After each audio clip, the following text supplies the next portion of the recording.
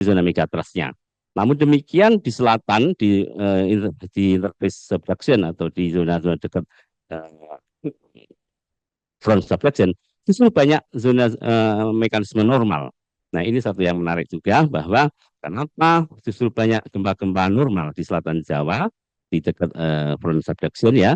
Tampaknya ini berkaitan dengan zona aktivitas gempa di luar zona subduksi atau outer rise ya. Nah, data ini juga menarik. Apakah ini berhubungan dengan melemahnya coupling, tapi menguatnya pending tension di zona authorized, ini tentu saja masih membutuhkan kajian lebih lanjutnya. Kalau kita melihat di sini, tampak jelas ini adalah dugaan dari aktivitas seismitas di Selatan Jawa dan di Barat Sumatera. Melihat di Selatan Jawa, zona megatrustnya lebih sepi dibandingkan dengan zona megatrust di Sumatera. Tentu saja ini memberikan gambaran apakah ini berhubungan dengan geometric subduction itu yang masih harus kita pelajari. Namun demikian ini memberi informasi begini bahwa aktivitas megatrust di Sumatera lebih intensif daripada di Selatan Jawa.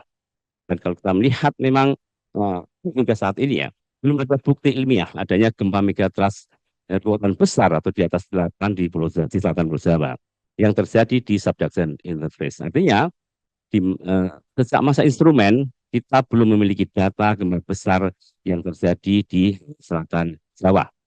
Gempa Banyuwangi 1994, kemudian Pangandaran itu terjadi di Haner Trench ya.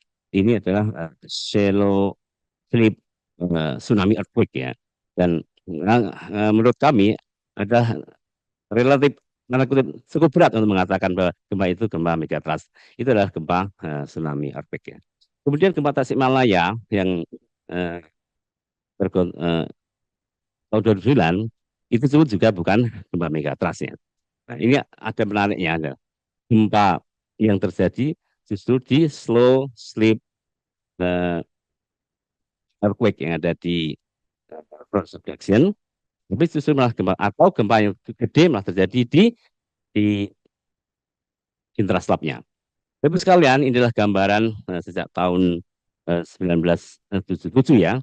Di sini memang gempa-gempa yang semua yang berkekuatan besar, ya, memicu tsunami, termasuk tsunami Malaya, walaupun tsunami-nya kecil. Ini menunjukkan bahwa eh, ada beberapa karakter yang dimiliki bahwa gempa besar yang tsunami negeri Sumba itu 8,3 ini terjadi di outer rise. Kemudian gempa Pangandaran Banyuwangi yang tsunami itu terjadi di zone subduction ya, di uh, slow earthquake-nya. Kemudian juga gempa yang terjadi di Tasikmalaya itu intraslab. Nah, inilah kompleksitas tatanan tektonik di Selat Jawa yang sangat menarik sehingga ini pun juga memerlukan kajian lebih dalam terkait dengan seismik hazard di Selatan Jawa. Namun sekali lagi belum ada gempa megatrust di daerah ini. Bapak sekalian, sekali lagi gempa Banyuwangi, Pangandaran yang terjadi di Ketalung itu menurut kami kalau dalam bahasan gempa megatrust murni itu tidak termasuk klasifikasi yang kami maksudkan.